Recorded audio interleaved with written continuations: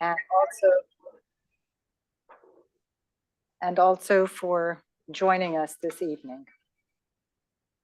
So I would like to now introduce,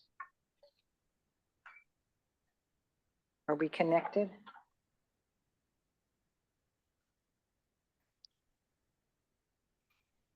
I'm here, lurking behind the QR code.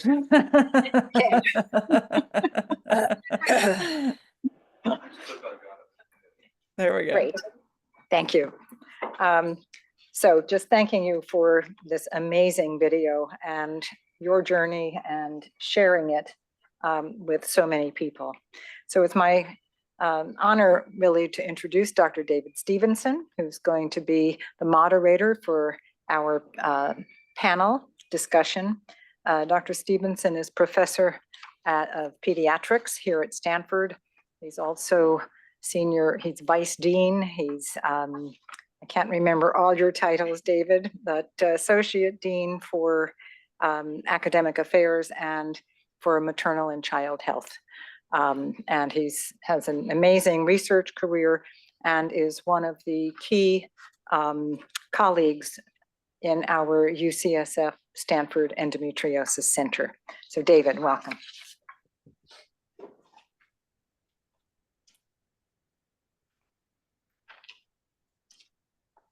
Thank you, Linda. I've known her a long time, since she was an assistant professor at Stanford. Then she left us and went up to UCSF.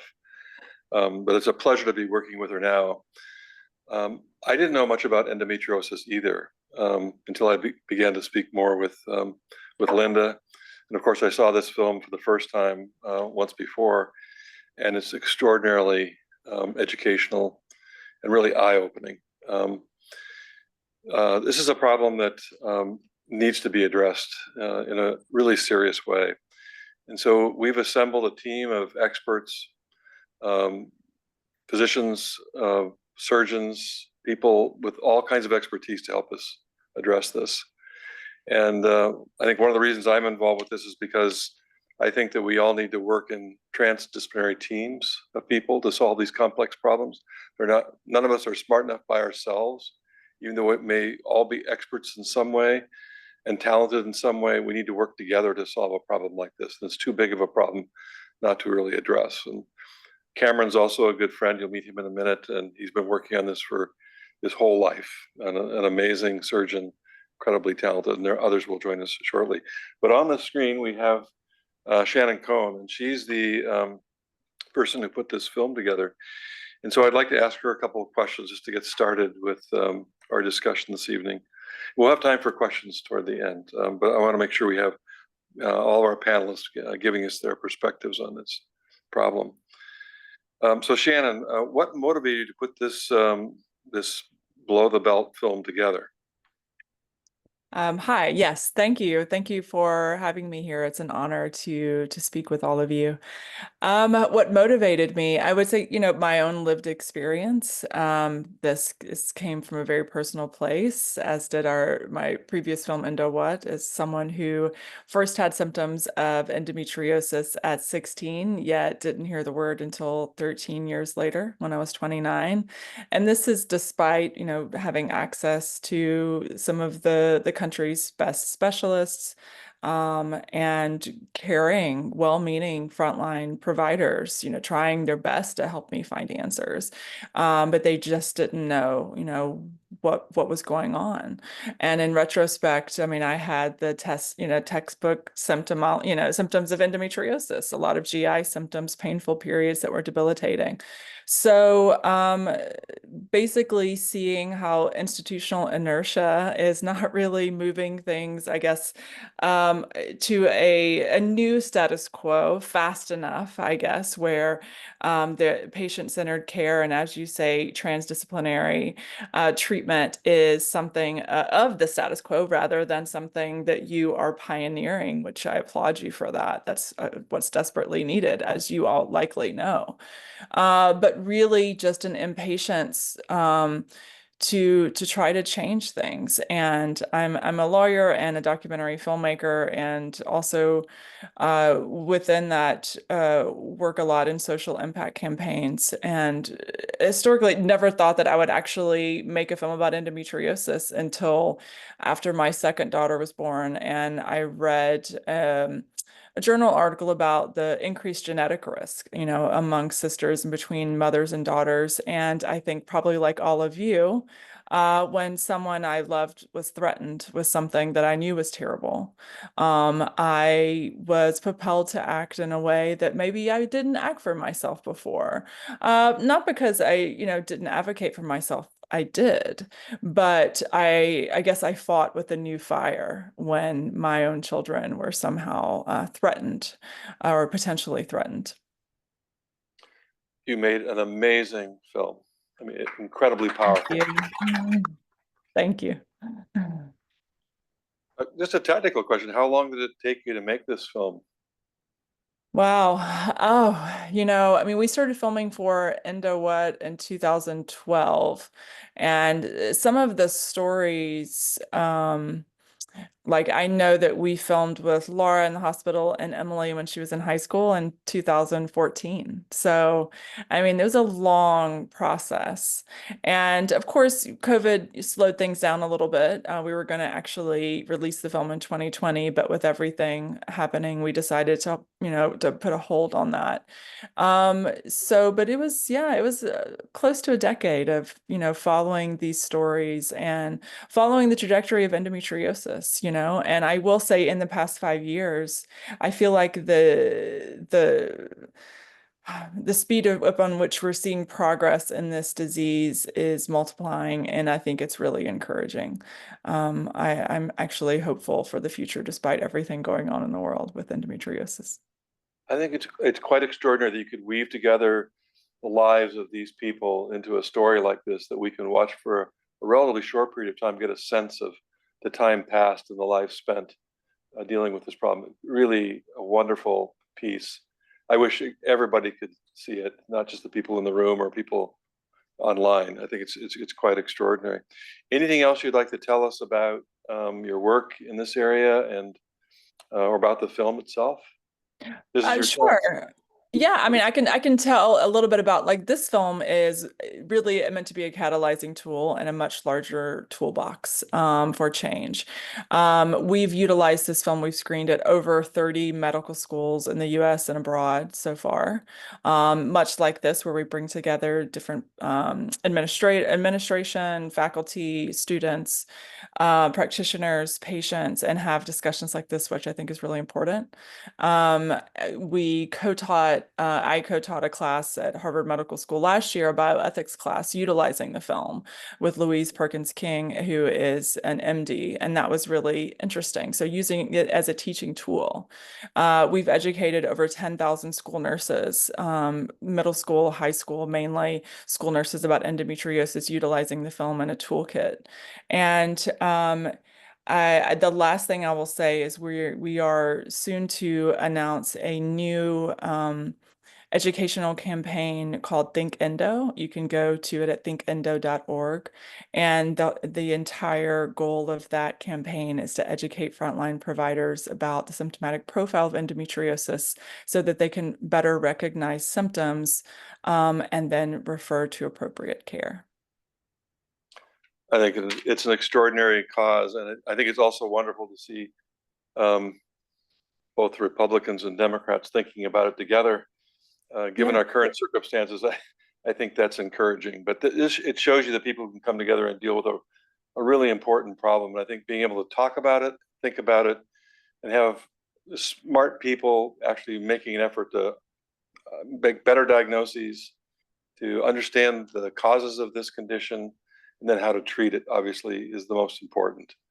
Yes, and I'll say just one thing to that, if you'll allow me, because I think it's timely and important. I was actually in DC last week and meeting mainly with Republican lawmakers and pressing upon dire need that endometriosis funding continues from the NIH.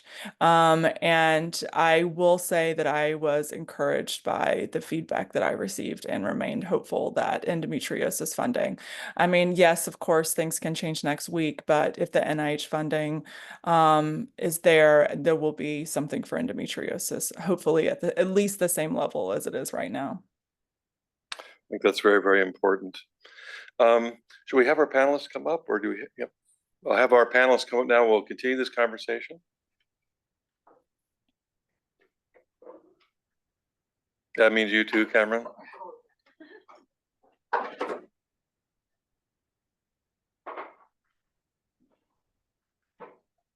Dr. Nishat was actually one of the first people that I interviewed over a decade ago, probably. He was very gracious with his time with me.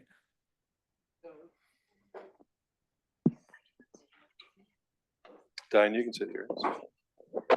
Grab a chair.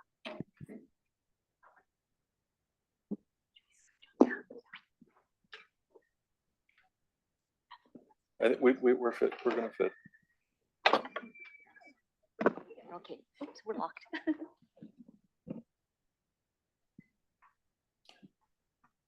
So I'm going to, you have at your seats, for those of you who are in the room, brief descriptions of everybody. If I were to start going through all the introductions myself, we would be here all night talking about these people, which I'm not going to do. So as we ask them questions, they can just briefly tell you who they are, and you can identify, you know, the individual with whatever's on your piece of paper there.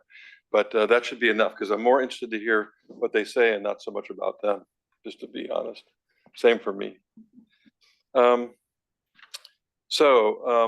Let me ask whoever wants to answer this to begin. How do patients find the right doctors who specialize in endometriosis? Who would like to answer that? Probably one of the frontline people. It's not. I know it's not Brice.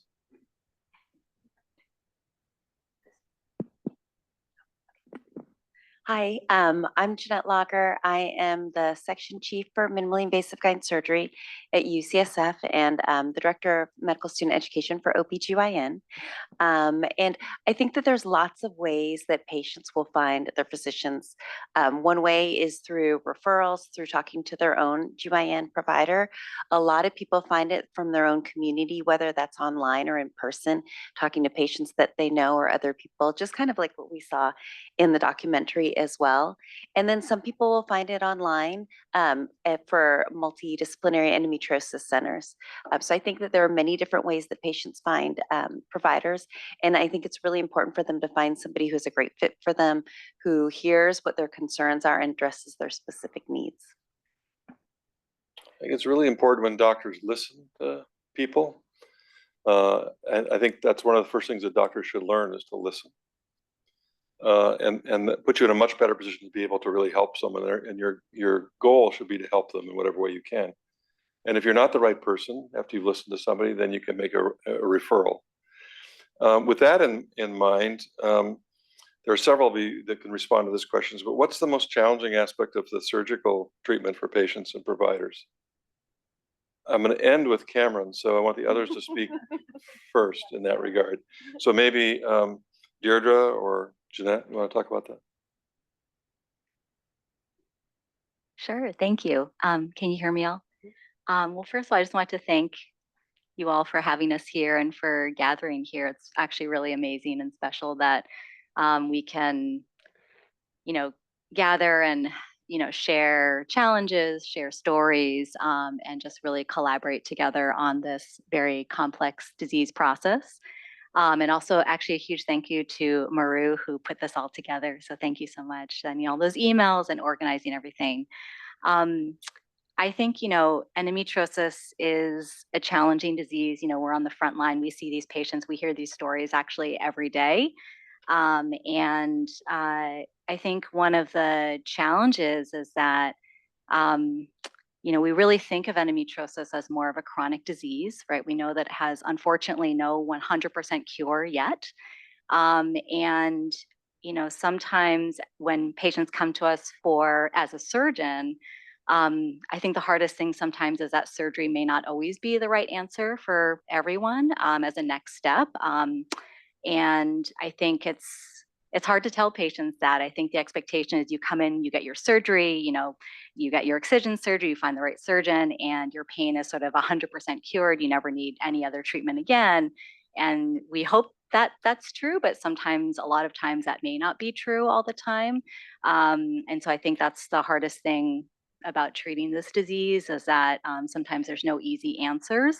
There's a saying in medicine that a good surgeon knows how to operate, a better surgeon knows when to operate, and the best surgeon knows when not to operate. So, sometimes we get patients who come in, they've had a laparoscopy year after year, they go to a different surgeon, that surgery didn't help their pain. So then, that surgeon must not have excised everything. So they go to another surgeon. And sometimes by the time they've gotten to us, they've gotten multiple surgeries within a very short period of time. And at that point, maybe surgery is not the right answer, maybe not the right next step for them. And I think that can be challenging to tell patients. And certainly, it doesn't mean that they don't have pain. It doesn't mean that we're not going to treat them. It just sometimes we sort of have to take a step back, be a little bit maybe more holistic in care, and really listen to their symptoms. We have a lot of ways to treat chronic pelvic pain. We know definitely endometriosis can cause chronic pelvic pain. Not all chronic pelvic pain is due to endometriosis. I think we have to really think outside the box and think more holistically. Jeannette? I think one of the challenging things from a surgical standpoint is really listening to people's stories and the tragedy of not being diagnosed or their pain being dismissed for so long. And then finally getting to a point where they have an answer for a diagnosis, and hearing how debilitating it can be in the time that they're waiting, losing function or having more pelvic function disorder or muscle disorder that just contributes to the pain. I think that that's one of the hardest things, is to, it's very much like the documentaries, just to see how the progress over time and not being heard and not feeling heard can affect their disease so much. Before I go to Cameron, Shannon, you've had experience yourself. What would you say are some of the more challenging things with respect to this decision about a medical approach versus a surgical approach? I think that it just requires a reframing of making sure we approach each patient in a multidisciplinary way, dependent on their circumstances, their goals, and that it feels very much individual and nuanced rather than anything with a sledgehammer, whether it be medical or surgical. And that's really where I hope this conversation can go, on a large scale. What is the overall sort of challenge, you think, for people with this diagnosis? Is it getting diagnosed? You think? What's your perspective on that? I think that there are two vortexes that every endometriosis patient goes through. The first is getting a diagnosis, and the second is finding treatment that works for her. And both are equally, the best of both are equally endless, it seems. But like I said, with practical tools, I think that we can address both of those things. The first is making sure frontline providers are well educated. The second with treatments is, which is a lot of what I'm focusing on now, is making sure that we have, transformative amounts of research funding so that we can find, more answers about what causes the disease, and then develop nuanced targeted therapies, so that we don't have to answer the question of so many surgeries and, or so many medical, basically it doesn't have to be one or the other. We can really start providing targeted care that really is based on like I said, what the patient needs and what her goals may be. You said But we it well can't do again. that until we have more answers. Yeah, I think you said it well again, but your film captured that perspective very well, I think, and congratulate you on that. Okay, Cameron, now's your chance. Well, I just first want to thank all of you being here, number one, and then thank my good friends David and Linda for more than 30 years. So thank you very much and for being involved and trying to really answer all the questions. Also, thank you, Shannon. It is nice to see you again. Yes, it was in 2014 that you came to Washington, D.C. with Linda, and you were very kind. You videotaped, and I invited you again. So you are going to have 2 weeks from now a meeting, and Linda is going to be there. So far, more than close to 400 people are going to attend from all over the world. So next year, hopefully you can come as well. And the issue of the endometriosis is, I'm so happy to see so many people are involved. I am so happy to see so much attention is being given to it, because the main problem that I see, even today, unfortunately, is a lack of knowledge, awareness, and inadequate knowledge, very poor knowledge, even among the experts. You know, again, thanks to people like Shannon who are trying to increase the awareness. She was mentioning Louise King, that we trained her here at Stanford. She was one of my former fellows. And other people, many of our fellows that David has met them, and he has been very kind to them, and same Linda, that are in different medical schools around the world.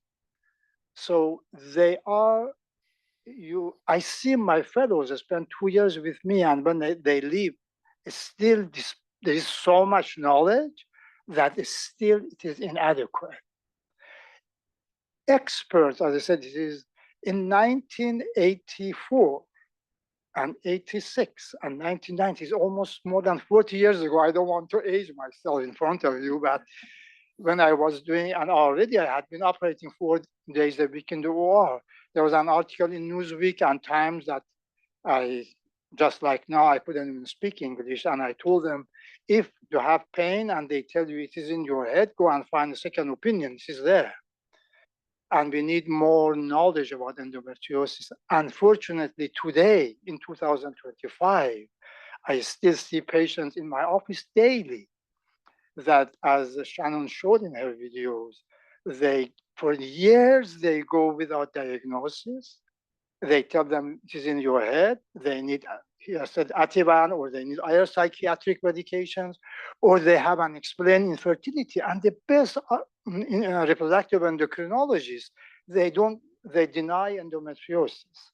So I can't speak about it for years and hours, but the lack of education, and hopefully with people like David and Linda now getting involved multidisciplinary gradually. I have seen recently pediatricians coming to my office. Thanks to the advice of their patients, they bring their doctors. And I have a patient, and she tells everybody, her name is Quincy Adams. She's one of the bigger donors of Stanford. The daughter is 16 years old. She brought her pediatrician to my office to learn about endometriosis. So it is people like Shannon Cohn who has gotten involved as a patient, and more of you as a patient. Ultimately, if the patients themselves don't request it, nothing would happen. Medical establishment, for me, they have tried. It is too much knowledge. I haven't seen a small amount of progress. We have started Worldwide Endomarch in 2014, and there's more than 100 chapters around it, around the world, that have been here. And this year we have started American and Global Congress of College of Endometriosis Specialists, that we are trying to train more physicians. Even experts, they don't know. You read inaccurate information. For example, I love Shannon Cohn, but even in this video, in one place says about 200 million, another place says 170 million, another place says 1 in 10. The population of the women around the world is about 4 billion women. If it is 1 out of 4 billion, is 400 million. So the statistics is, you see, so much, and we have published about it. We have paid data, accurate data, the endometriosis is far, far more common. We developed an app that is completely free, based on artificial intelligence, AI, before ChatGPT, and we launched it in 2019. And it is more than 90% accurate. It has been downloaded more than 100,000 times, and it's free. So you see, there is not a coherent, there is unfortunately a lot of unfair competition. Anyways, nobody is really caring for patients, looking at it. Everybody is trying to get a little bit of, and patients themselves, they are not, to my knowledge, I see they come and it is a woman's issues, and people, they think, oh, it is woman, a period, they put the blinders on. And endometriosis is not only a disease of reproductive organs. It goes to the lungs, it goes to the heart, it goes to the chest, it goes everywhere. And for me, as one person, I have been killing myself, and I have been devoted all of my money and wealth to endometriosis, but unless patients, they get involved themselves, I don't think somebody like David, Stevenson, Linda, or me, when we die, if suddenly interest in endometriosis goes down, the same thing would happen. The same thing happened to Samson. When he died, for a long time, there was no interest in endometriosis. And before him, 300 years earlier, Virchow checked about endometriosis. So this has been going for centuries, as Shannon showed it in her video, in her wonderful video program of the film, that endometriosis is an ancient disease, ancient treatment. So I stop here, but I thank all of you for your interest. There's a man with passion, and he knows this field as well as anybody in the world. And we're very lucky to have him here and helping us with this effort. But that sets the stage for something I think it's very important. First thing he said is that it's not just where people think it is all the time, it can be anywhere. And that makes it very difficult for physicians, I think, to diagnose sometimes and understand. And this kind of situation is the kind of situation that Linda Giudice spent her career focused on. And she can tell you a little bit about what we're trying to do right now. I think it would be a good time to sort of describe ENACT and what we're doing. And then I'm going to get into the people who are going to try and tell us where we are and what we think we're going to be able to do to address this problem. So Linda, please. Can you hear me? Yep, we can. Thank you, David. And I share your passion, Cameron. So ENACT, which is the center, it spans UCSF and Stanford. It's collaboration between our two universities. There are 3 so-called principal investigators. So it is an NIH-funded program. And the 3 principal investigators are myself, Dr. Marina Sirota, who's sitting over there, and Dr. Brice Gaudilliere over here. And we have very different levels of expertise. So I'm a reproductive endocrinologist and a biochemist. Dr. Sirota is a computational scientist, and Dr. Gaudilliere is an immunologist and anesthesiologist, and also a physician scientist. And I have to keep them all working together.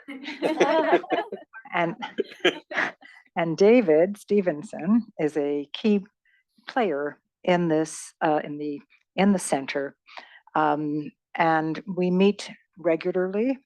We have 3 projects, mostly using advanced technologies, single cell technologies. We're examining and looking at the very tiny features of all the different lesions. So it's lesion focused, but this disease is not just the lesions. It's also a systemic disease. The immune system is heavily involved.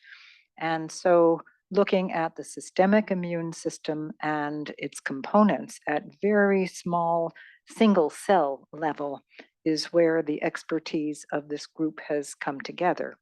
So it took us a long time to plan this program and this collaboration. And in addition, we have the multiple omics. So you've probably heard of proteomics and metabolomics. It's essentially looking at all features of the metabolome, so your metabolism and the products, the transcriptome, all the DNA transcripts into RNA, and it goes on and on. The immunome. Also, we're looking at the role of, or contributions of the exposome, so chemicals in the environment, how are they interacting potentially? And there's a good literature on this to substantiate pursuing it. And also the proteome, so the proteins in the blood, in the lesions. And so where do the computational people come in? They integrate all of this. So I know I know a little bit of math, but I have no, certainly not expertise that our computational scientists have. In addition, key to the collaborations are our colleagues who are surgeons and physicians in other disciplines, because this is a multi-systemic and multidisciplinary requiring attention to this disorder. And then, of course, we also have a focus on training the next generation, as Cameron has said. It's very important that the buck doesn't just stop with us, but it's with the next generation and the next generation. Training in science, training in computational science, as well as bench and clinical research and epidemiologic research, and also with regard to education. So Dr. Lager is the Director of Medical Education at UCSF in our Department of OBGYN and Reproductive Sciences. And she has essentially integrated endometriosis into not only the curriculum of the OBGYNs, who are sort of first line for most patients when they have presenting symptoms, but also into the general medical education. So everyone in the School of Medicine is learning about endometriosis. And then another part of the ENACT Center is our community outreach. We have a very dedicated group, Dr. Jessica Apoku-Anani, who I think She was online. She's online. She used to be at UCSF.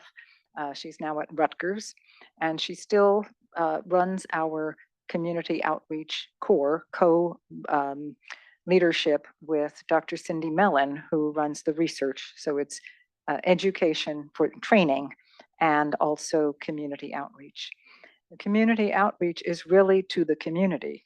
We have a stakeholders advisory board. We have a major focus on Black and Brown women, because especially among those groups, there is very little research in terms of not only access to care, but also how patients interface with the medical community and spreading the education into the community about the disease and about resources. And so I will stop there, but I do really want to also say that this endometriosis is a systemic disease as well as the lesions. And I think in the last 5 years, we have become very aware that the lesions are part of the diagnosis, but the medical therapy, which is mostly addressed to the lesions, is not the only piece of treatment. There's also all of the other things that go with that.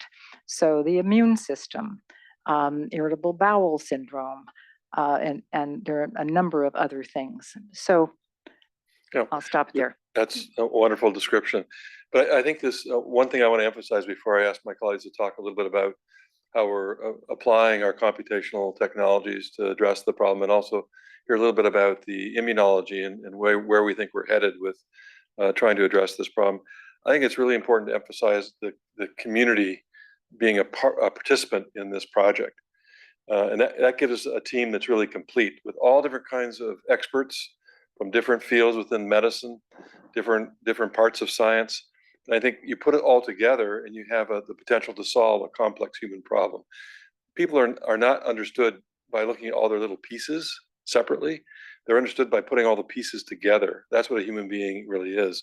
And I think that we now have the tools to actually integrate and understand these things in their complexity and not to be afraid of doing that. We don't necessarily break it down into the pieces and forget that human beings are the sum of all those wholes and much more.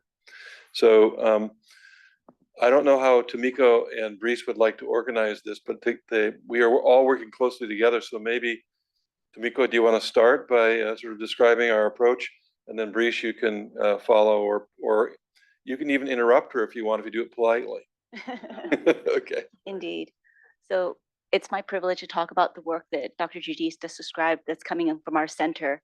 There are various efforts that are taking place. It's quite a complex research center, complex effort. But one of the things that has been part of our aim is to look into, I think this was mentioned during the documentary that Shannon Cohn put together, which is a lot of the therapeutics that are out there have been from a long time ago. There aren't too many new things, or it takes a long time to develop new medications. And really there's a desperate need for patients to have effective therapeutics that really help them. And so one of the things we've done as part of our research endeavor is to take the computational drug repositioning pipeline, which was pioneered by Dr. Marina Sirota here, one of our MPIs, that takes transcriptomics data, and that's gene expression data that's publicly available. So these are samples from women with endometriosis and those without. This actually came from a study of yours, Dr. Giudice, that we applied to the computational drug repositioning pipeline. And the theory is that if you look at the signature of the women with endometriosis, and you can reverse it to be like women without endometriosis, and by using a drug that can basically reverse this transcriptomic signature, then could that drug be therapeutic? And we're looking at drugs that are already available. These are already FDA approved drugs, and they may not be the reason why the drug was made. It could be an off-target effect, but it could be something that could be helpful for endometriosis. So we found some medications, and we've been able to validate this in some animal studies, and found that indeed it does appear to decrease the pain response in these animals. We've also had a chance to look in the electronic medical records, which is something that we've been able to do more lately, because back in the day when I practiced, it was all handwritten. And if you had to go and read through doctors' writings of like thousands and millions of patients, forget it, it would take decades to do that kind of work. But now, since about a decade ago, we have electronic medical records, and we have very powerful compute resources, so we can look into this kind of data. And what's interesting is we found one of the medications, phenoprofen. It's an NSAID. It's a first line. NSAIDs are first line treatments for. I'm looking at our gynecologists, and they're nodding. It's a first line drug, but phenoprofen, even though it came out in the 70s, among the millions of patients we saw in the University of California wide records, only a handful of patients are prescribed this. So it was interesting to see that this could potentially be something that could help women with endometriosis. This was using bulk transcriptomics data. Now, as we mentioned, you can get data on a single cell level. So the next step for us is to take single cell transcriptomics data and apply it to this pipeline and see, can we see therapeutic candidates from this kind of data? And speaking of electronic medical records data and the millions of patients it represents, this represents a really amazing opportunity for us to look into patterns of disease across many, many patients, and see, like, as we know, endometriosis isn't like this one size fits all, like everybody has the same symptoms, right? Like it's very, very different from individual to individual. So then we can start seeing, like, are there different patterns, and can we maybe get some understandings into the biology of this condition based on these patterns that we're seeing. So a really talented graduate student in Dr. Sirota's lab, Umair Khan, has explored this data, and actually his preprint of his work just came out recently, and is something that you can read, that looks into the different kind of clusters of patients that appear in the electronic medical records. So there's a lot of exciting work that we've been doing, I feel very privileged to be a part of this amazing team of people. We don't work in silos. We actually meet very frequently and talk about what are quite frequent. I hear a giggle, but we actually meet very regularly, about weekly to bi-weekly, and we talk about our findings and we discuss them. And I think that's where we've been able to make some really great strides in being able to help patients. Diane, you want to say something about the pain? Oh, no. I was just fascinated by this, and I'm excited to see what your research brings. No, for Okay. sure. Okay. I think that one thing I do want to maybe bring up is that one of the challenges is that patients are really looking for alternatives. And I always tell patients, like, I don't have a crystal ball. I don't always know what might work for your biology compared to somebody else. And so every patient has different symptoms. And so I think that patients are really looking and really eager for alternatives for the traditional things that they hear and they see. When they come to you, I don't underestimate patients' knowledge and maybe what they've done. A lot of patients are educated and some of them maybe might not know. So everybody comes to the table with different things, but I do think that they are looking for alternatives. And I need to also realize that I need to also expand my toolbox too for things that I offer them. And so I do think that I do think that these are things that we need to be able to look into. And I'm very excited that research is looking into these alternative methods, because just the traditional hormone, it's like they're exacerbated. They already come to you. They have done everything. They have tried everything already. And so I think we as clinicians need to expand our toolbox as well, and everything. So it's really exciting work. So that's a perfect segue to Brice is going to talk to you about, because we aren't just looking at things generally. We're actually now being able to look at individuals and how they are responding with their immune systems to this condition, and then it helps us understand also how we might approach them with particular drugs. Brice, do you want to sort of elaborate on this? Yeah, sure. Brice Gaudilliere, I'm, as you mentioned, an engineer and an immunologist by training. Super excited and fortunate to have been brought into this project, the ENACT project, together with Linda, Marina, and David, Cameron, Tomiko. And as a Anesthesiologist too. And I'm an anesthesiologist, but I'm sitting next to a surgeon, so I don't even want to mention that. So I think I was brought into this project with a technology angle and using these technologies really to look for non-invasive biomarkers of this really complex disease. And biomarkers not just because non-invasive biomarkers not just to facilitate and accelerate the diagnosis. So we hear in the movie how long it takes and how difficult it is to diagnose endometriosis. So we need biomarkers for that, but we also need biomarkers to look for new therapeutic targets and understand the biology behind it. Those need to be non-invasive to increase accessibility. So Linda mentioned that it's also a systemic disease. So there are biomarkers that you should be able to find in the blood, or Doreen has sitting there has a really cool projects looking for biomarkers in the menstrual blood as well. Again, a non-invasive way to look for these biomarkers. But then how do you look for these biomarkers? And that goes to Cameron's point. You need knowledge. And we are very fortunate to live this revolution of omics technologies in the last decades, pretty recent. Really, we have an ability to describe biology like we never had before. I mean, it's like X-ray going to MRI.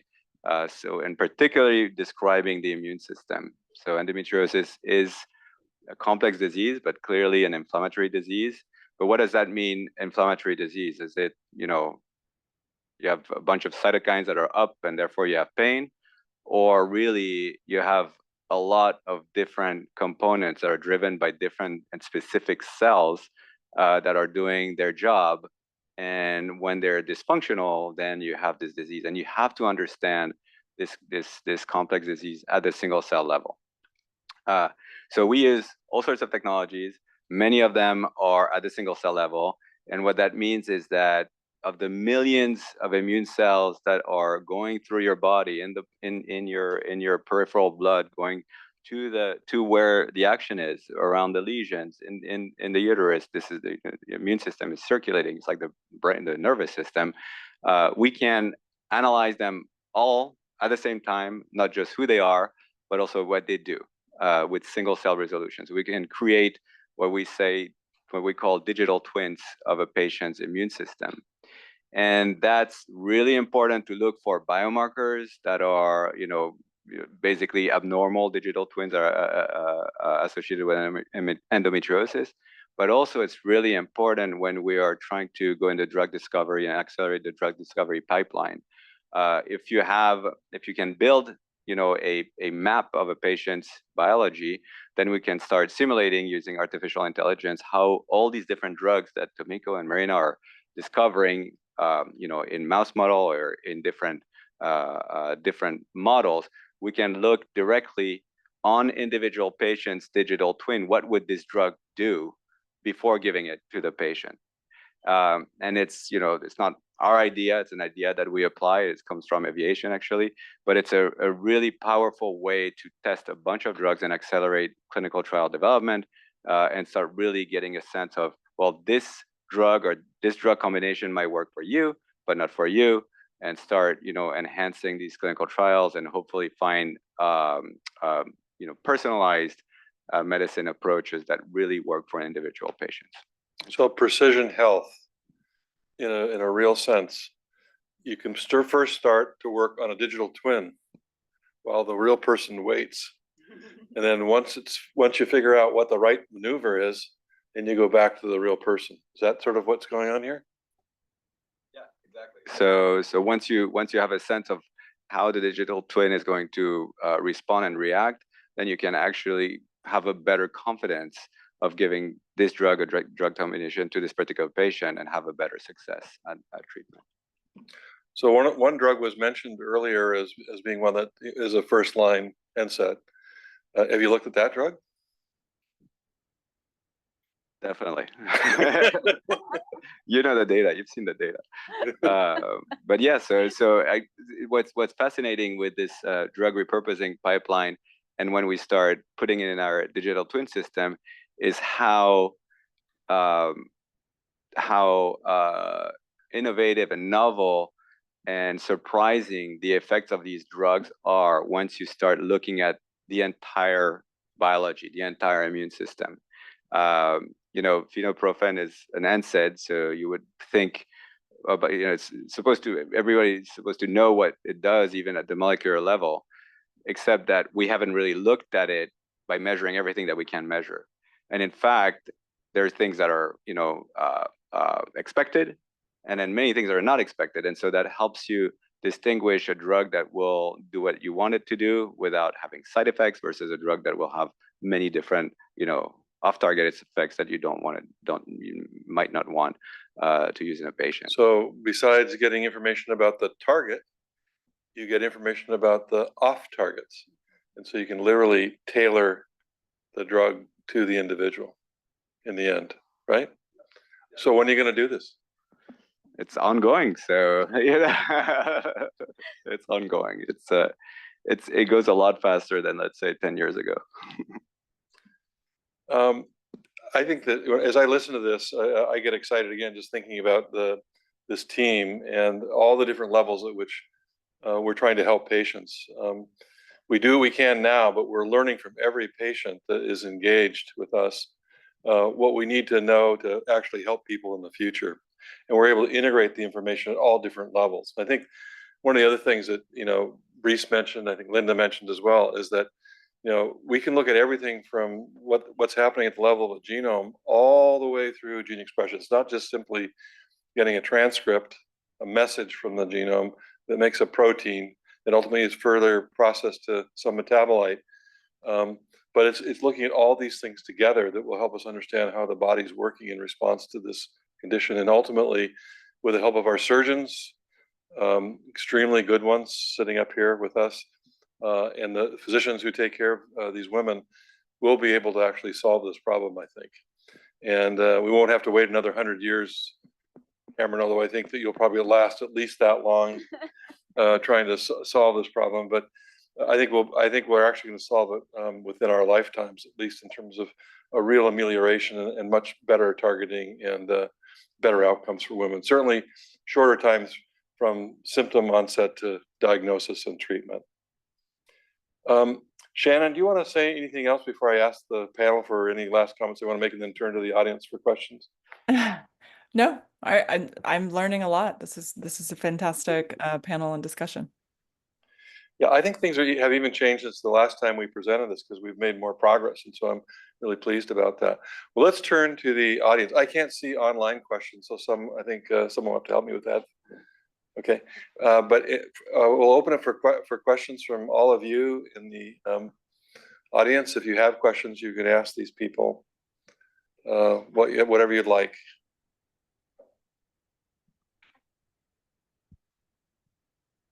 Well, not whatever you like, something about what we're talking about. Hi, everyone. I'm Zoe. I'm a third-year medical student here, interested in OB-GYN.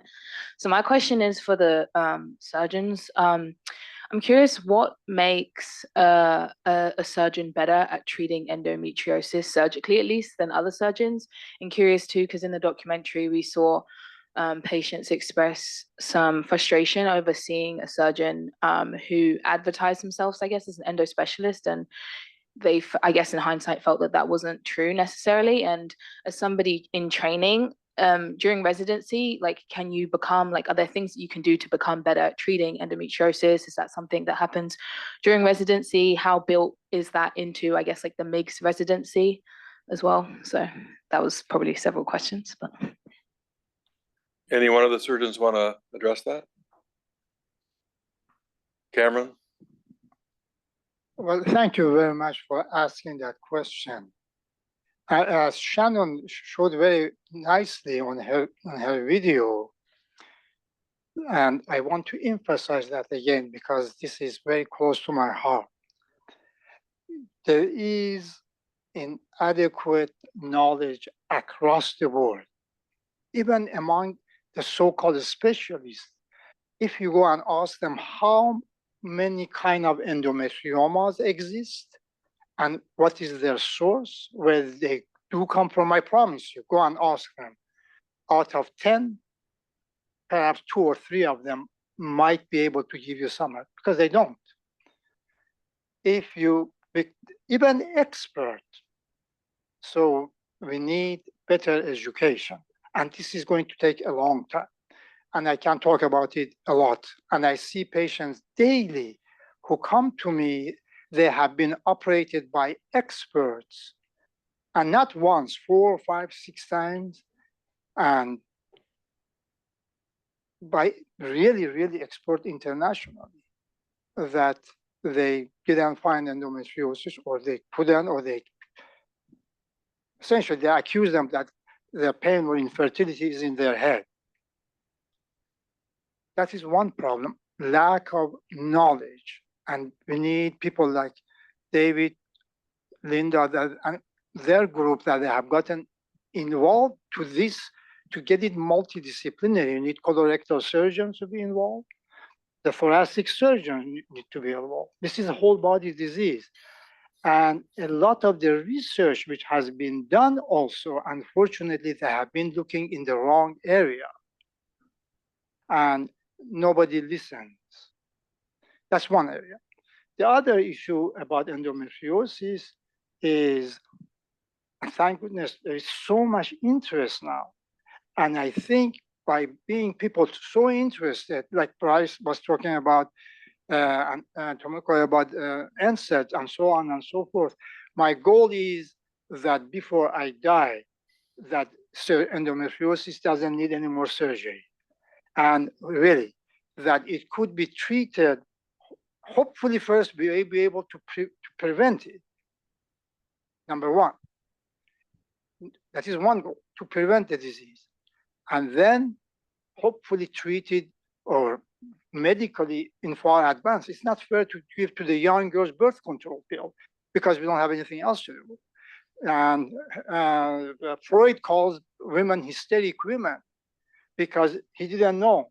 Because why could a woman have no pain, no problem, suddenly 1, 2 or 3 days out of a month, she wants to kill herself because of the pain. So the NSAT comes in and the issue was resolved. So this is a very vast. There is a Society of Gynecologists, Oncologists, and they have advanced the care of women with cancer significantly, the GYN oncologists. And there is only 100,000 cancer a year in gynecology in women in the United States. But according to our data, my data, which I published in very, very good journals, the endometriosis population is close to 1 billion, between 400 to 1 billion women across the world. They could have at some time in their life a variation of endometriosis somewhere in their body. And that you cannot treat surgically on all of this. We need a way to prevent it and hormonally treat it. So, and artificial intelligence is here. You will see it will replace a lot of surgeons. And I am a surgeon, I say it myself, because artificial intelligence and computer technology could do a much better job than average surgeons. Because average surgeons, ultimately the best surgeons are like Picasso, Michelangelo. You can copy their work and give it to a robot AI to do the best surgery for everybody in the world. And that is how to standardize and democratize medicine and surgery. And this is going to happen much earlier in medicine. It is already has started with dermatology and also benign dermatology, and also has started with radiology. So this is a long discussion. If you really want to, I can invite some of you to come to Atlanta. In 2 weeks from now, we don't have a lot of room, but I would waive your registration. You can pay your own way to come there, and I would make sure they allow you to come in. And Linda is going to be there. As I said, experts from around the world would come, and they would tell you how artificial intelligence and technology is going to change the world. Otherwise, nothing would change. It was very, very difficult to surgically train people for endometriosis, because endometriosis could be surgically as easy as simple drinking water. It could be far, far more difficult than any cancer surgery. Endometriosis could be completely innocent, do nothing to you, but it could turn to be the worst cancer and kill you. So I can talk for hours, and I don't want to say that. So I would. So what I would say to you is apprentice yourself first to a really good surgeon who's knowledgeable as he can be and as skilled as he can be at this point. Later, maybe you can apprentice yourself to a robot, but I would go with the surgeon first.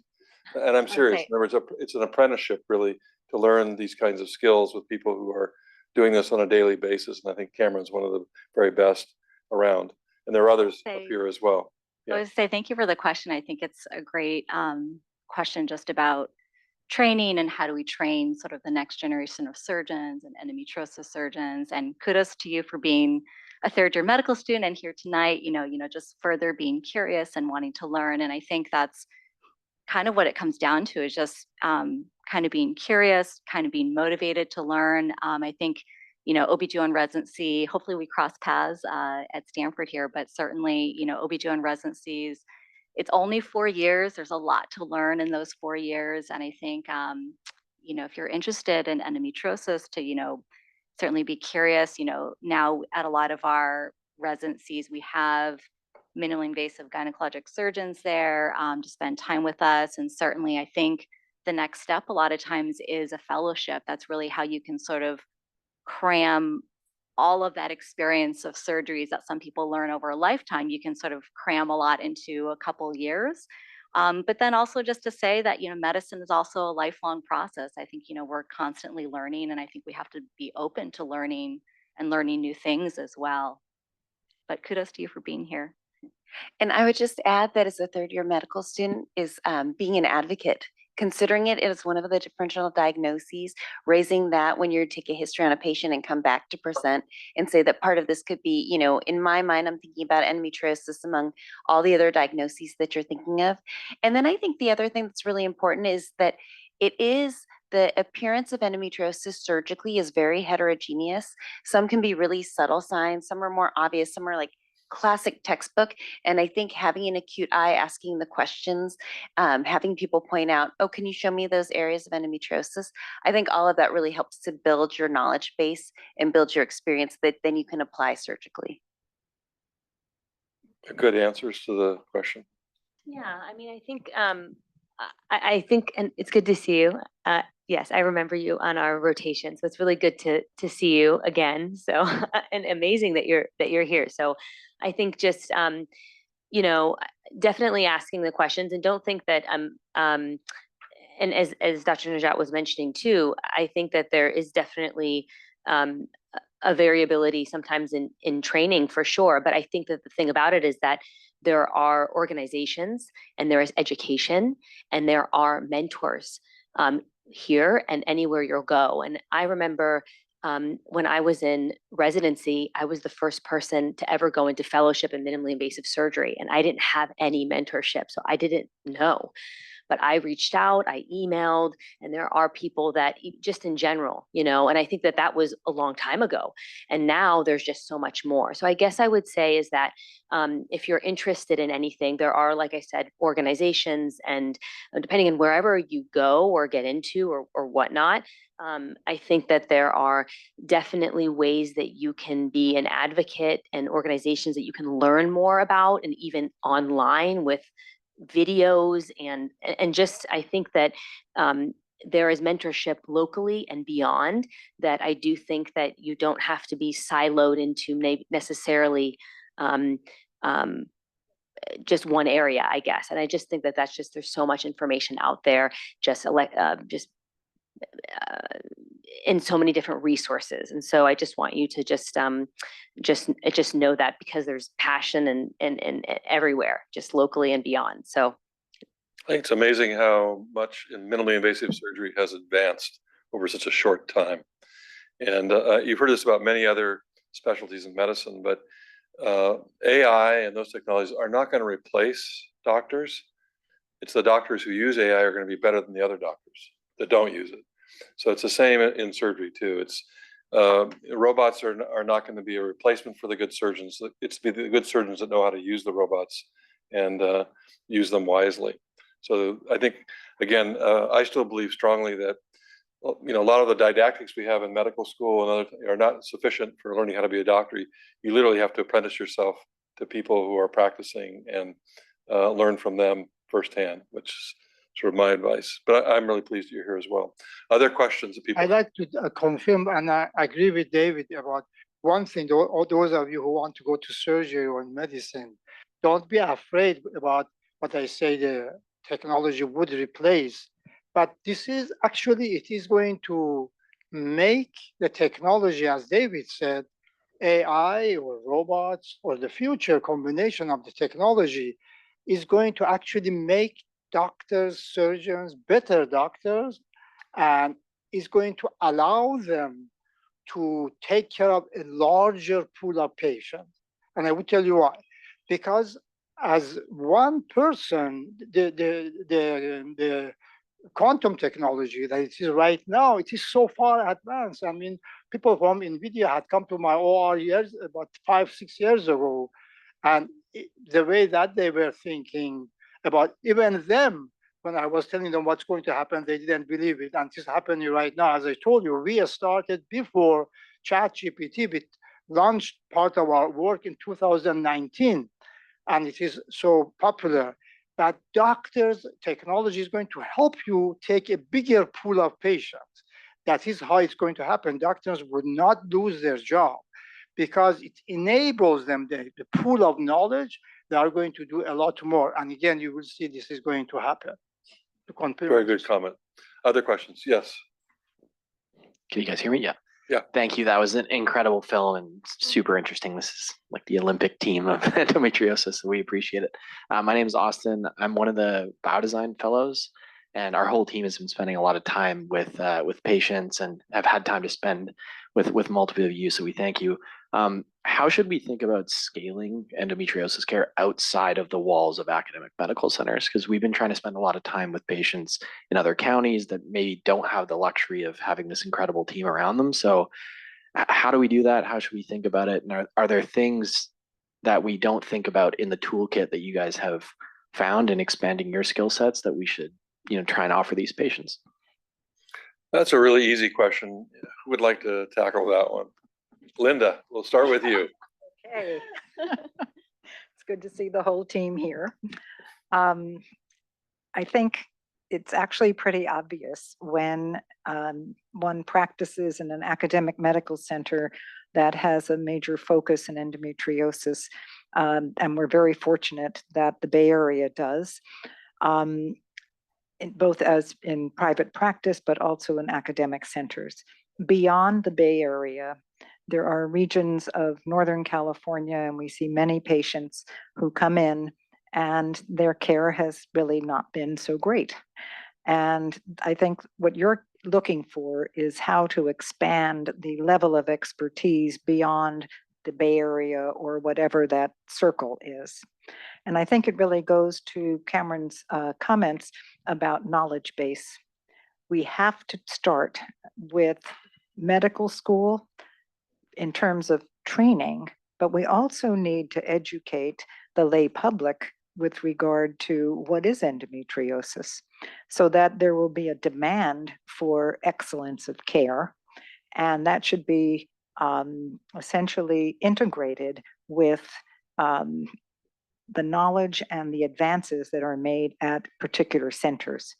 But having, these hotspots of expertise around the US, there may be 4, 5. It's not very much. And once you get beyond, usually these are in large cities or areas where there are high population density. That's when the care tends to go down. So I think it has to do a lot with education professionally and education for patients. So I'll stop there. Other people want to, Brice.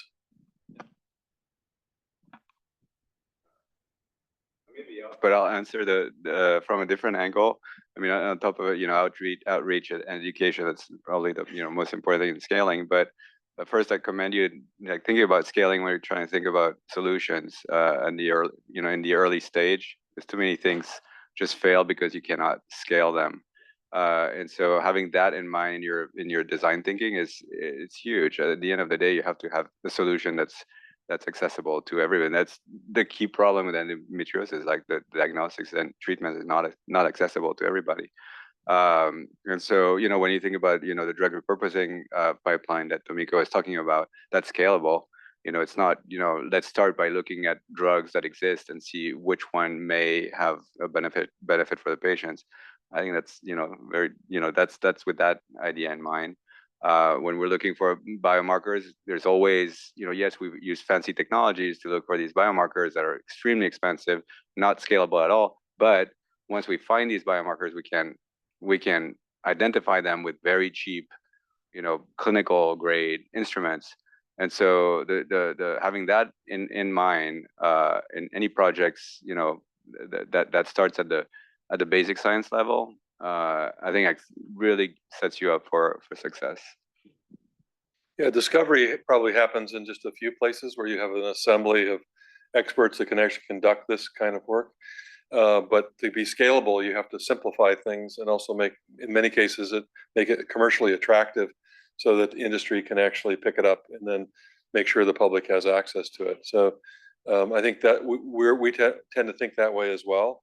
Although we're a lot right now focused in the discovery phase, trying to understand what are the causes, what are the possible solutions, and so forth. But we have technologies that we are developing that are scalable once we have some of these answers.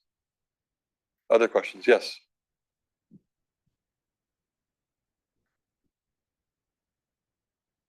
Just if I can ask a follow-up to that, the response that Dr. Gaudilliere just gave. When we speak of scalable in industry, there's kind of 2 parameters that we typically evaluate. One is kind of the representability of whatever you're doing and testing, and kind of how those results can be translated into the clinic, versus what you just described, which is purely a cost perspective, say screening several drugs, which your work was very well describing. In this technology and in this research that you guys are describing, where does that balance sit in terms of being something that is so descriptive of absolutely everything that's going on in the body that you can immediately translate the result in the clinic, versus some in the other extreme being in the scrappy but quick prototype that is more in the early stage of the development? We'll try that one, Brice, before you pass along. Just quickly, but then I think you can answer. Tamika will try. Yeah. So I was going to say, that's a great question. You're right. Some of these, what we're trying to do is much more like a bit smaller scale. It's not quite on the large scale yet, but it is faster, giving us some hypotheses to pursue. But like anything in medicine, anything, you know, from the research to final implementation takes time, takes funding, takes effort. And so I'd say, while it doesn't take as long as developing a brand new drug from scratch, even this kind of work takes time. But something I remember you mentioned earlier, like, what can we do? Well, this kind of work does take support. Financial support is a big part of it. And the more people are educated, the more they understand the need for the support of this kind of work, like how many people it affects, how important this is, how devastating it is, the more that we get the word out about this kind of documentary that people can learn from, the more there can be support of this kind of work to then move forward with the work that we're doing to hopefully make it large scale, like you're talking about, like implemented more widely.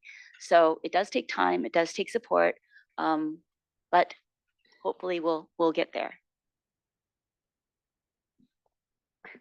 Other questions people might have here? Yes.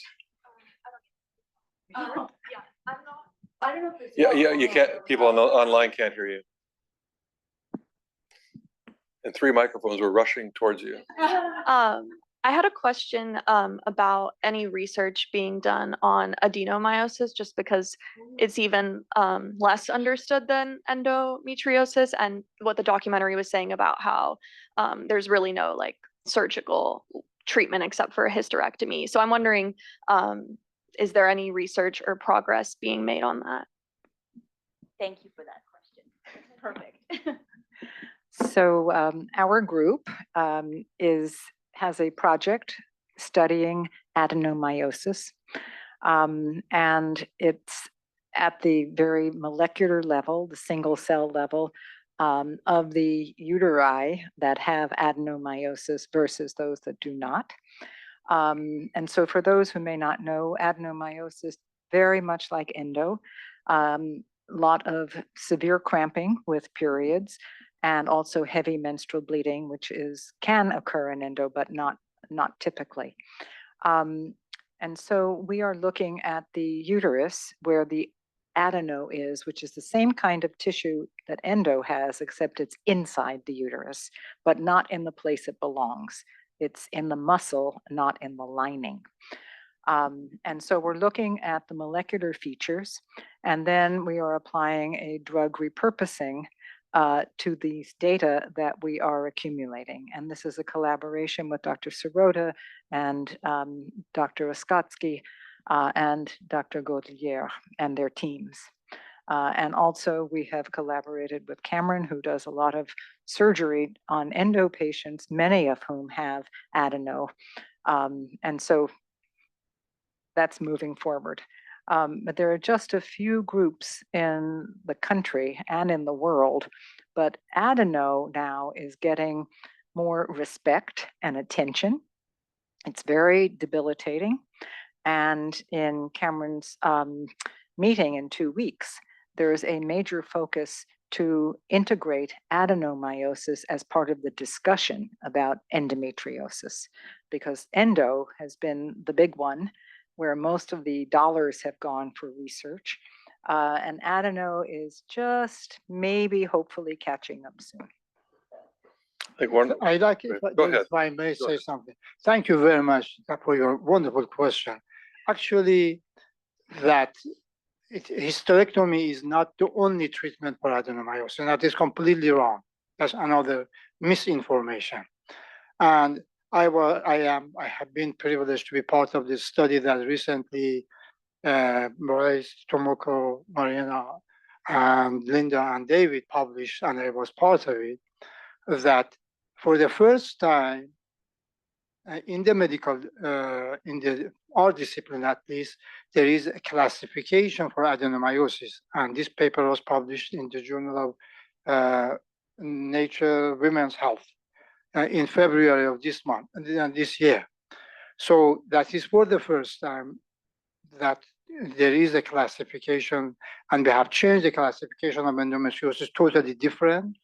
In the past, the classification of endometriosis has been very inadequate and very poor.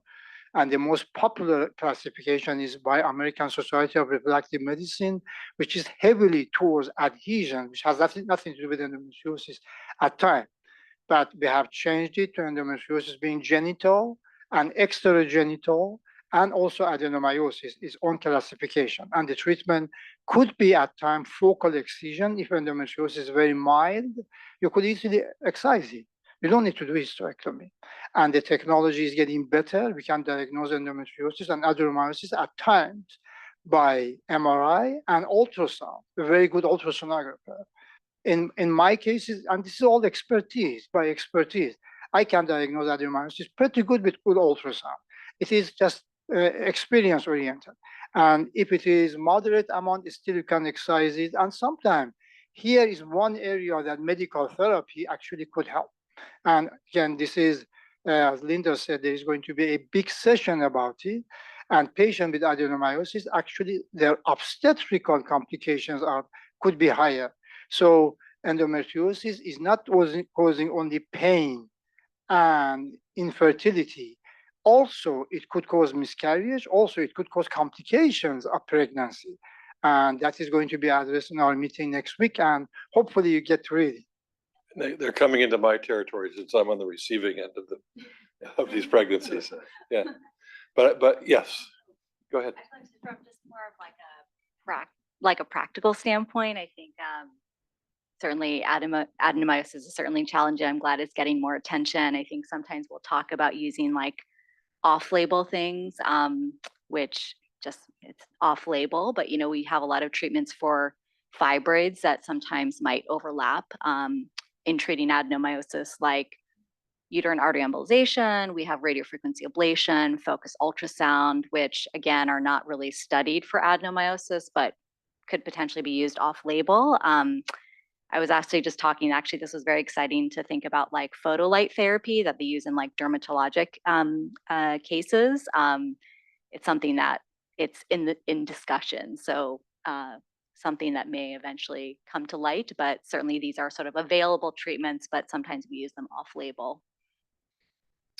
So one of the things I think you're hearing is that with the technologies we're applying right now, we can actually learn what cells are saying to each other, because it's ultimately cells that are actually getting into the mischief and causing these problems. And I think it's really important to understand that the tools we're using now help us to understand not only what cells are talking to each other, but what they're saying to each other. And once we understand that, we can intercede in those conversations and actually change the conversation and fix the problem. So that's a sort of a simple way of understanding what we're trying to do here. And I think it's important to realize that what we are discovering here technologically and also for this particular condition will be something that can be exported to many other conditions in medicine and solving other complex problems. And I think that's another benefit of this kind of work. And as you heard Cameron answer that question about the surgical approach to adenomyosis, I think it makes me realize that for the time being, I would go to Cameron before I go to a robot, or I go to Cameron with a robot. But I think that, again, knowing where the people are who have the most experience and the most talent and skill is really important until we work out something that more generally is preventive for this condition and perhaps related conditions. Other questions from yes, in the back.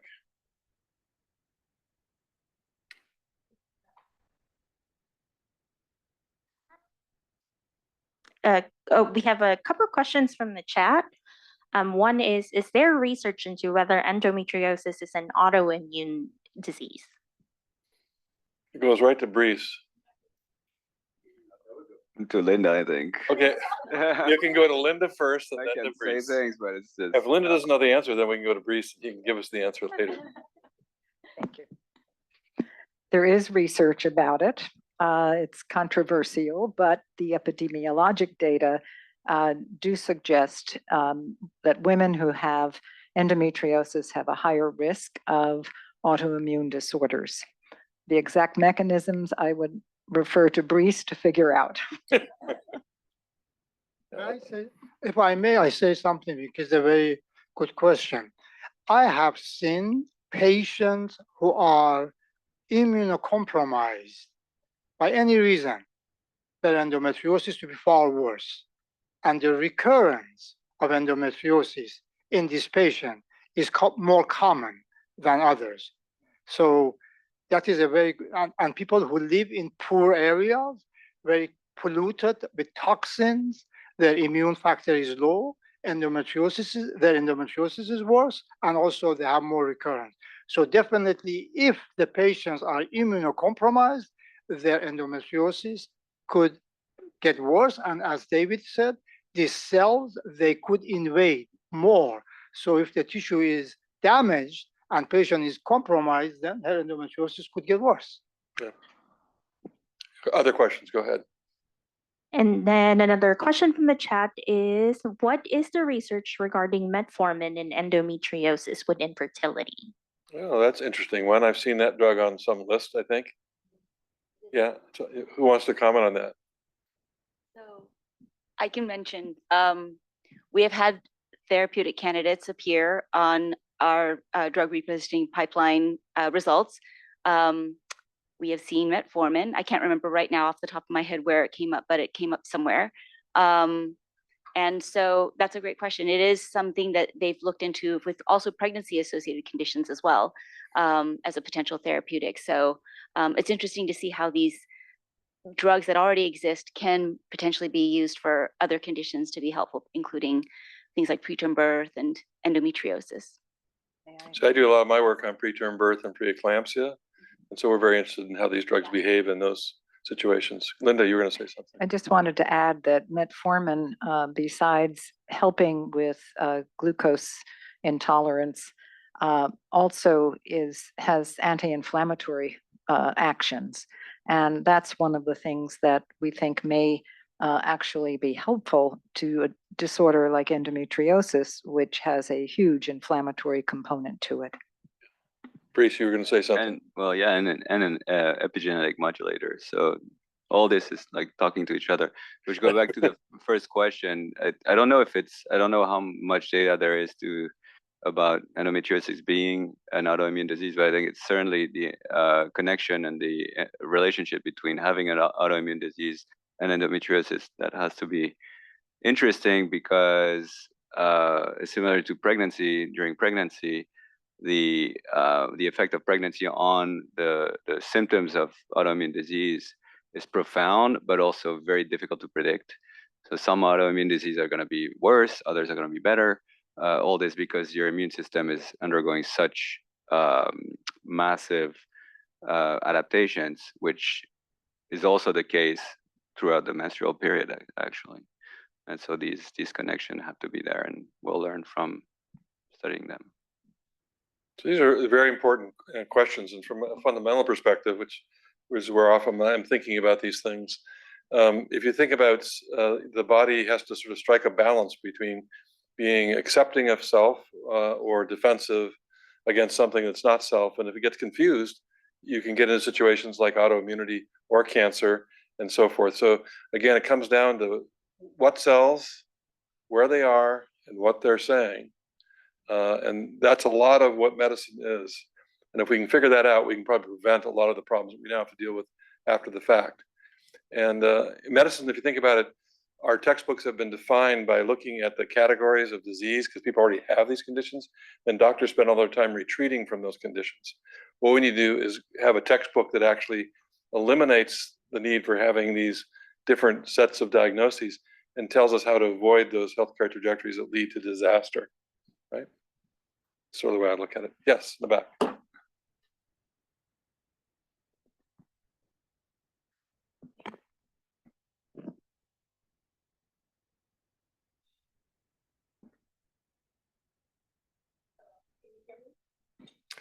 I can hear you, but I don't know if anybody else can.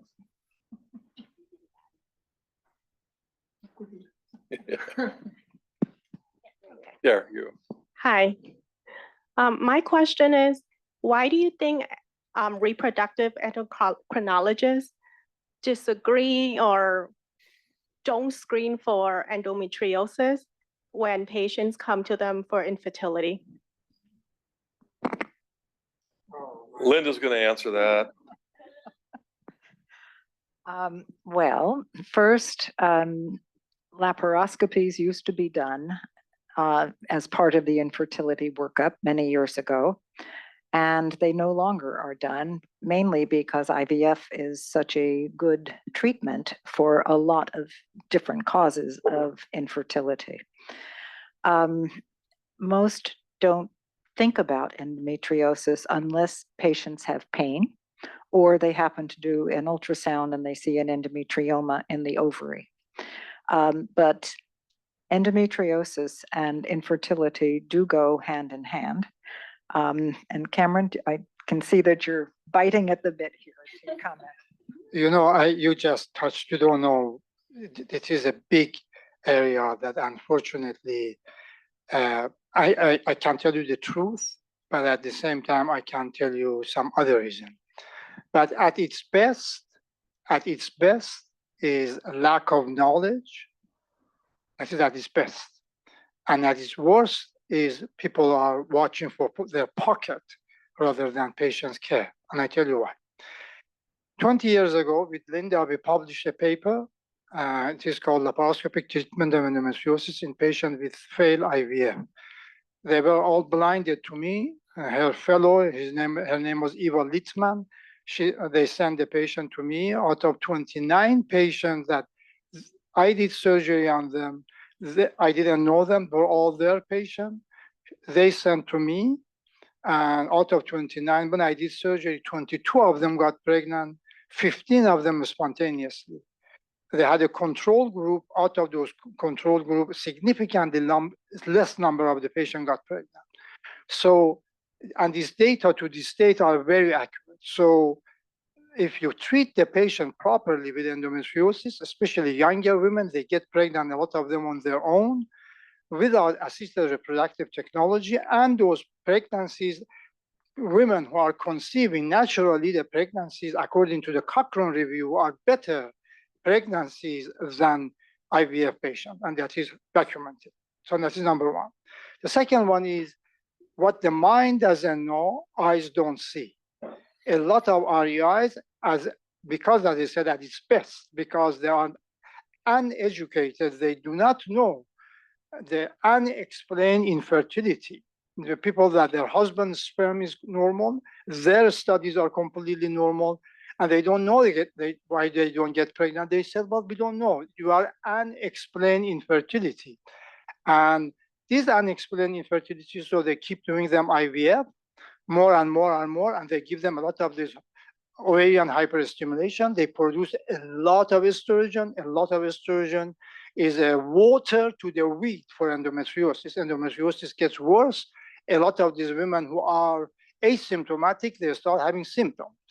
So they make dormant endometriosis worse, and some of them even, in some cases, they could compromise their bowel, bladder, ureter, kidney, so on and so forth, because they don't know. And we published another paper this last year, January, in Journal of Clinical Medicine, the prevalence of endometriosis in patients with unexplained infertility, and more than 90% of them had endometriosis. That is the data pathology of Stanford showing that. That is, and I have been working with them for more than 30 years.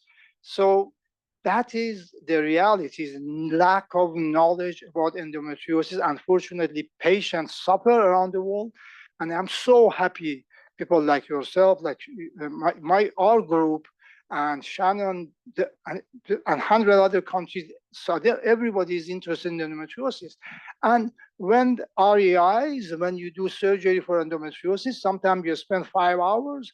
If you do a laparoscopic treatment of endometriosis for 5 hours, the CPT codes for receiving money is the same thing if you do it for 10, 15 minutes. you receive the same $500 or $700 or $5,000 or $10,000, whatever, for the same CPT code for endometriosis. And during the same period of time, you can do 20 IVF. And for IVF, for each case, you get paid $25,000 for surgery. Maximum, let's say, even if for one surgery, you get 25,000, you would rather do 25,000 rather than one. So these are many factors, and thank you for asking. I'm just only touching the tip of the iceberg for you to give you an idea. Why? And just one other thing is the importance of non-invasive diagnostics. I think if we had a simple blood test or a saliva test or a menstrual blood test that said, yes, endometriosis, no endometriosis, I think there'd be a lot of utilization and patients and screening patients with infertility for endometriosis that way. That may be one of the very first things that we contribute is that kind of diagnostic test. That's what I I think. would hope so. Yeah, I would say just clinically, I think that, well, I always say sort of the original endometriosis surgeons were actually the fertility specialists, right? The REIs, because they were the ones sort of, right, doing all those laparoscopies. And I think now that endometriosis surgery is so much more complex and advanced and, really sort of having the specialist sort of overlap. I think we know that endometriosis can definitely lead to infertility. Definitely IVF treatments have gotten so good that a lot of times, to get pregnant, that might actually overcome the barriers of endometriosis. I think we're learning probably more now about how endometriosis can impact fertility treatments, like can actually impact sort of the success of IVF. So I think we're learning more about that now. And actually just clinically, we have our minimally invasive gynecologic surgery, or MIGS. We actually collaborate with our REIs quite a bit. And I think you guys do up at UCSF as well. We have actually sort of joint clinics that we run for patients who have both overlap of endometriosis and infertility. So it's really been a nice collaboration. I'd like to emphasize what you said, that I am a reproductive endocrinology and fertility subspecialist. That is my original training. And when I invented and pioneered minimally invasive and robotic surgery in the form of video laparoscopy with and without robot, I did it. The first publication was in the Journal of Fertility and Sterility with a very, very wonderful editor that he was very open-minded in fertility and sterility, despite all the other editors that they were very, very close-minded, and we called minimally invasive and robotic surgery a gimmick. For example, the Journal of Obstetrics and Gynecology, the editor, his name was Pitkin, he called it a gimmick. 18 years later, he apologized. But in the Journal of Fertility and Sterility, the editor is a wonderful man. His name is Alan Ducherney, very open-minded. He published a lot of these articles. And the first article about endometriosis, advanced disease, stage 4, it was presented and published in 1985 and 86 in the Journal of Fertility and Sterility for severe endometriosis. And in that paper, that is when we said, if you can treat extensive endometriosis by laparoscopy, you can treat everything. And for infertility, as you said, it was mainly REIs. A lot of people started doing endometriosis surgery, but by the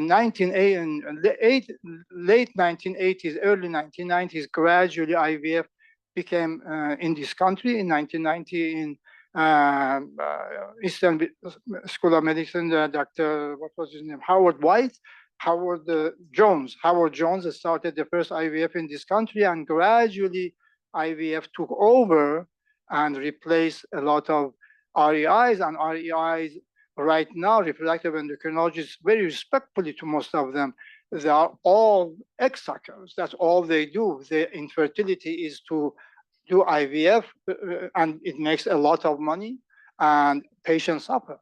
I see over and over patients with endometriosis received a lot of hormones. The last post that I did about it on TikTok and Instagram was yesterday. Today, you go and see how many people have watched it.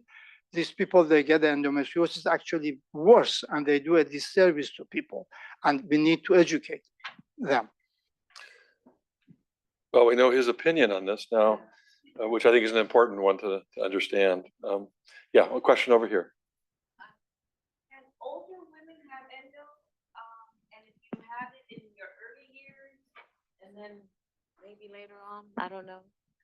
Hi, my name is Daisy, and I was wondering if you can have endo in your, like, after 50.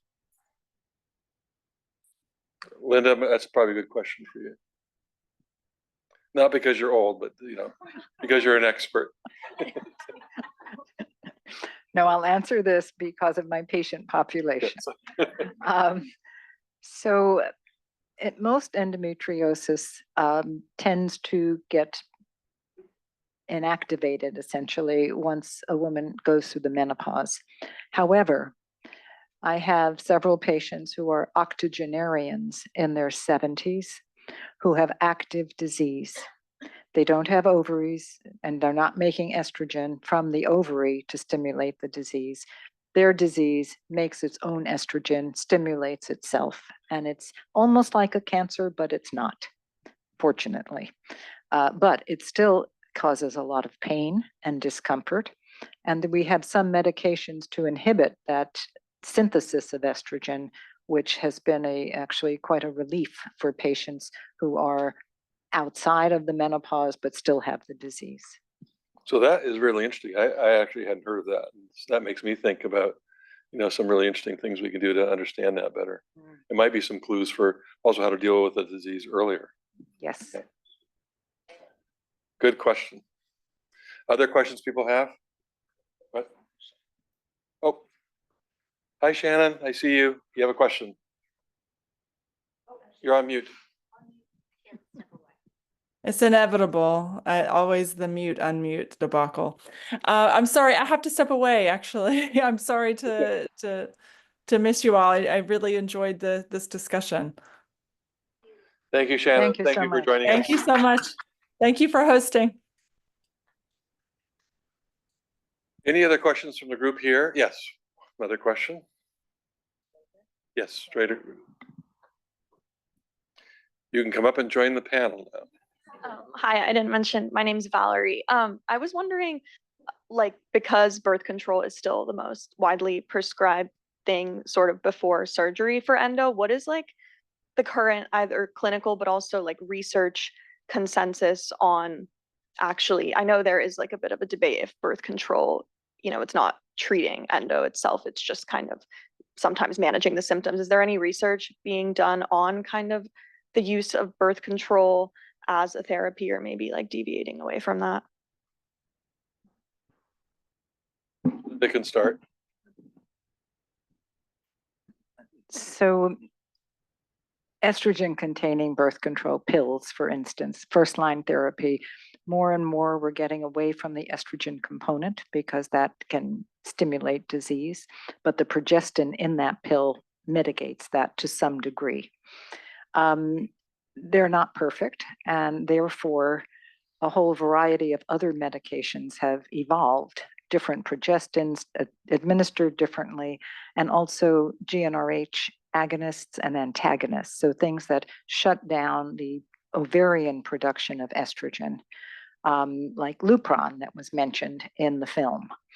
But now the main focus is really to try to harness non-hormonal approaches, because birth control pills and most hormonal therapies have for many patients have significant side effects, either not totally efficacious and working well or having severe side effects. And therefore, other approaches are being pursued, much like the drug repurposing.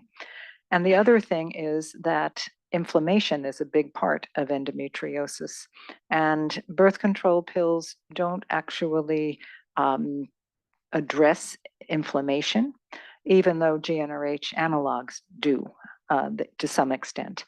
So it's a great question. It's complicated, and I think we're all trying to figure it out.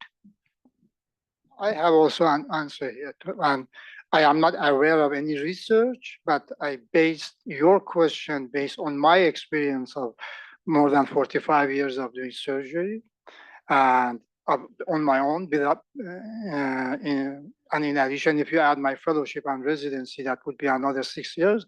But the issue is I have done, and I do a lot of surgery, like now I operate 5 days a week. The only reason I tell you I want to do, but my experience. The issue is, unfortunately, I sound like a broken record. We are not talking about the same disease. Endometriosis is not the same thing on everybody. Everybody, they think it is endometrial-like glands and stroma in here and there. I think even the scientists here in this area, they have to get together to understand what we are talking about. But in my experience, I see birth control pill in some variation of endometriosis actually makes it worse in some condition. And the majority of them, it doesn't cure it.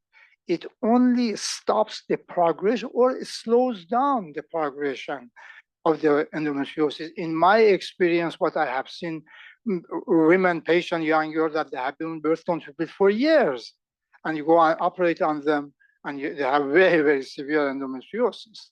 So again, I am repeating myself. It is very difficult. It is like we are chasing a curveball.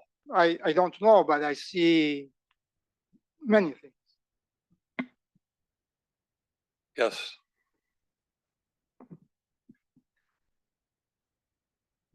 This is kind of like a follow-up to the last question. If we're moving away from treating endometriosis patients with estrogen birth control, how do you medically treat patients that have progesterone resistance? Do progestin-only birth control pills work for those patients, or do they have horrible side effects, or like what happens?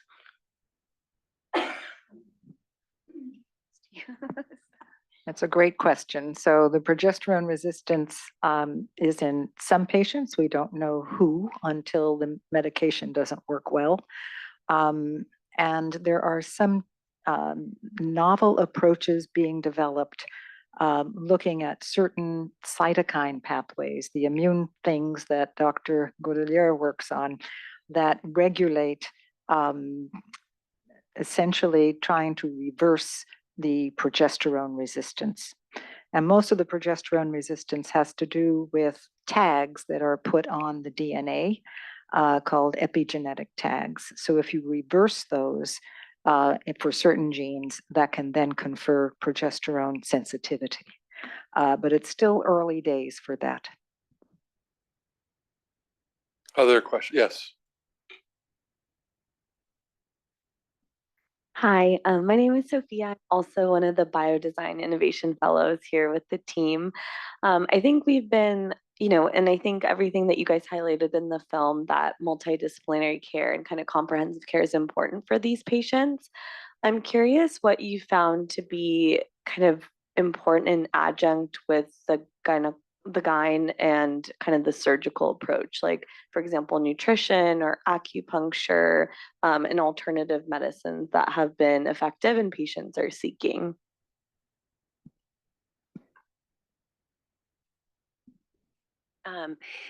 Thank you for that question, and it's nice to see your whole team. I think so. Pelvic floor physical therapy can be super helpful. Anti-inflammatory diet, so seeing a dietitian can sometimes be helpful, or a nutritional consultant. Acupuncture can work great for some people. And then mind-body approaches to pelvic pain can be super helpful too. We had an integrative gynecologist at the Osher Integrative Medicine Department. Hopefully we'll get another one soon. But I think that was really helpful to think about all of those components. And often we'll talk to patients, even when they're having surgery, is that if they have a lot of musculoskeletal or a lot of the muscle pain dysfunction, they may still have that after surgery, or it may even be worse after surgery. And I think that's why it's so important to have more of this integrative approach before surgery and then after surgery to really get them back to their normal function. Any last questions or So more maybe like comments a on that? pain specialist as well. We work quite a lot with our pain clinic, and pain psychology can be really important. And it's hard from a system standpoint. Like I think sort of, if you think about sort of a lot of diseases in medicine probably warrant more multidisciplinary care with adjuncts of physical therapy, nutrition, acupuncture, integrative medicine, pain psychology. I think a lot of disease processes could probably benefit from that more holistic care. From a system standpoint, it's really hard because, we're all so siloed in medicine. We're trying to, Dr. Atashroo over here is trying to build really our pelvic pain clinic and really trying to, sort of foster this multidisciplinary approach. It's harder in practice, but we've now identified a lot of key players that we work with to treat patients in this multidisciplinary way. You want to comment? I work with Dr. I know you do, but you can comment. Yeah, no, I mean, I think, I think a lot of things has to do with this adage, you can bring a horse to water, but you can't make them drink it, right? So you can give them all this tools, but a lot of it does not always like covered by insurances and everything. And I think that's the really tough part too, is that I know that you had mentioned like these resource poor areas. How do you get this information?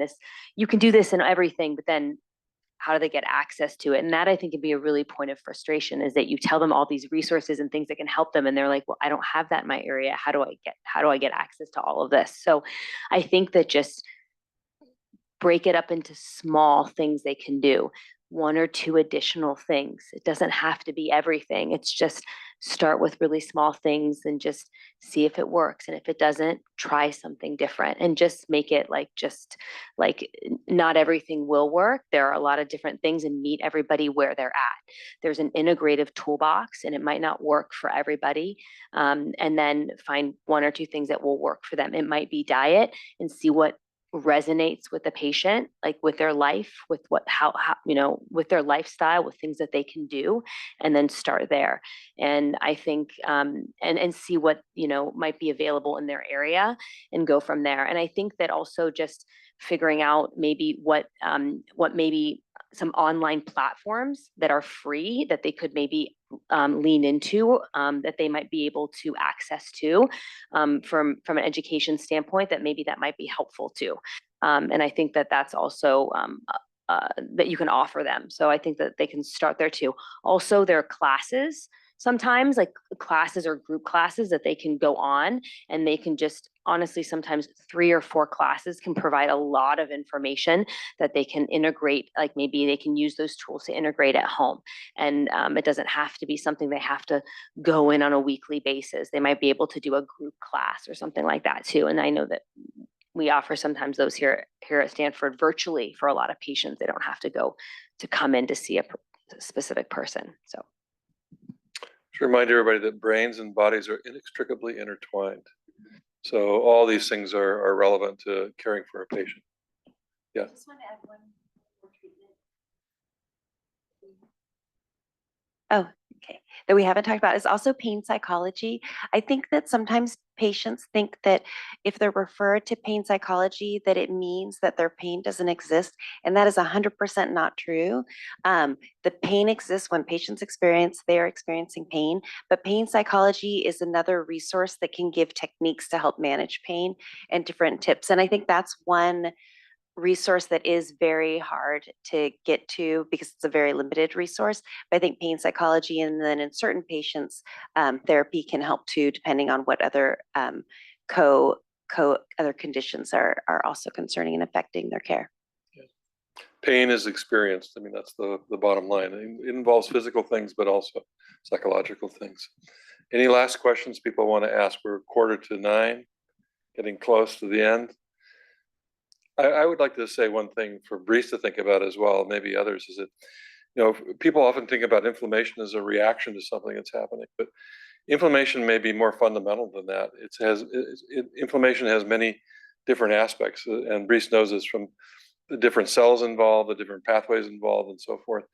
And it may be that in solving the problem, so-called problem of inflammation, which is clearly contributing to pain people are experiencing, you may actually solve the problem of the cell's behavior. And I think that's something we should remember.